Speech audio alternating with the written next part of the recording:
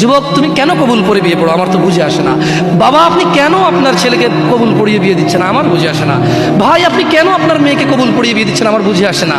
আপনার মেয়ে হলুদ কাপড় পরে, মাথার মধ্যে খোপা দেয়, 3 জন এসে দুধ খাওয়ায়, 4 জনে কোলে নিয়ে নেয়, 6 জনে গান বাজায়, 10 জন এসে হলুদ মাখে, শুধু বুঝি মৌলবি দিয়ে কবুল পড়ালে বুঝি মুসলিমের বিয়ে হয়। শুনুন, আপনার নবী মুহাম্মদুর রাসূলুল্লাহ সাল্লাল্লাহু আলাইহি ওয়াসাল্লাম কবুলের পদ্ধতি দিয়ে গেছেন, তাই কবুল পড়ায় মুসলমানের বিয়ে মনে করেন না। কিন্তু বাকি যেগুলো করেন এগুলো কার পদ্ধতি? কার? মিথ্যা কথা বলবেন না। হুজুর ডেকে খুতবা পড়ে কবুল পড়ে বিয়ে কার পদ্ধতি? আল্লাহ নবীর। এই গান কার পদ্ধতি? কেন করতেছেন? ওটা তো আপনার বিয়ের অংশ, বিয়ে না হলে তো বাজাতেন না। বিয়েকে কেন্দ্র করে যেমন কবুল বলছেন, বিয়েকে কেন্দ্র করে তো গানটা বাজাচ্ছেন। কয়জন নবীর উম্মত আপনি? আপনার নবীর নাম কি?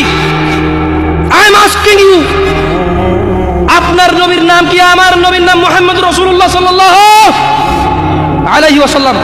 হু is the messenger of Allah for you? আপনার জন্য আল্লাহর নবী কে? কোন নবীর সুন্নত পালন করলেন গান বাজিয়ে? আপনার জন্য আমার বিল্ডিংটা ভেঙে পড়বে, বলে রাখি ছাড়বো না। আল্লাহ তুমি আমার ভাইদেরকে হিদায়াত দাও, ইয়া আল্লাহ, ছাড়বো না।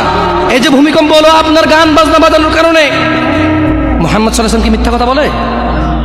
কারা কারা হাত তোলেন তো যে মুহাম্মদ সাল্লাল্লাহু আলাইহি ওয়াসাল্লাম জানে না, মুহাম্মদ সাল্লাল্লাহু আলাইহি ওয়াসাল্লাম জানে না, এরকম কারা কারা স্বীকার করে? আল্লাহ নবী বলেছে যখন বাদ্যযন্ত্র বেড়ে যাবে, গায়িকারা সম্মুখে এসে নাচবে, তুমি অপেক্ষা করো, পাহাড়গুলো কেঁপে উঠবে, পৃথিবীটা নড়ে উঠবে।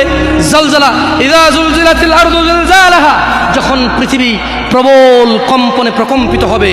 ওয়া খরাজাতিল আরদু আসকালাহা, যখন এই মাটি তার ভিতরে যা আছে একদম লাথি মেরে বের করে দেবে, লাশ হোক আর যাই হোক, মাটি বলবে যে বের হও, বের হও আমার থেকে, বের হও, আমি তোর আর কাউকে রাখবো না।